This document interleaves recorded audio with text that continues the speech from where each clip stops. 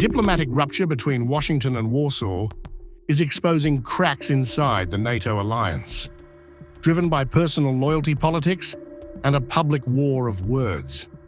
The trigger: Poland's Sejm Speaker, Włodzimierz Czarzasty, rejecting a proposal to nominate US President Donald Trump for the Nobel Peace Prize, accusing him of destabilizing global institutions through transactional power politics.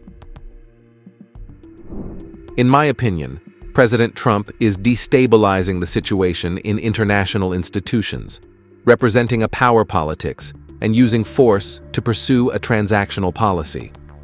That is why I will not support President Trump's Nobel Prize nomination, because he does not deserve it.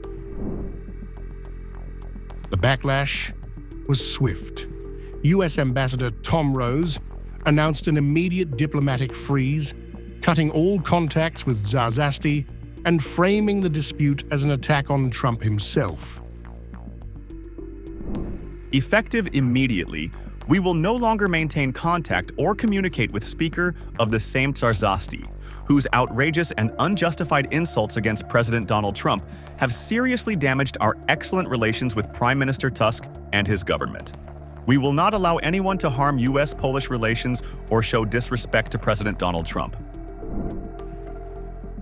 Polish Prime Minister Donald Tusk pushed back, accusing the ambassador of crossing a diplomatic line, warning allies should not lecture each other and Poles.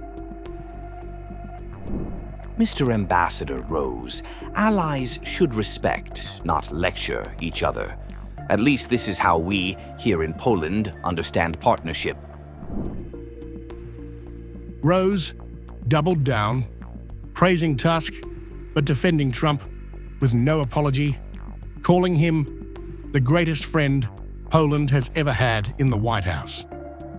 The spat highlights tensions within Poland's pro-European coalition, caught between security dependence on Washington and unease over Trump's America First agenda. The diplomatic spat was captured by the US Democrats, who slammed the move as proof of Trump's transactional diplomacy, while Polish conservatives accused Czarzasty of inflaming tensions. As Russia's war in Ukraine continues, this public showdown underscores a deeper question: that is, personal loyalty politics could fracture NATO unity in changing times when alliance needs to be strong.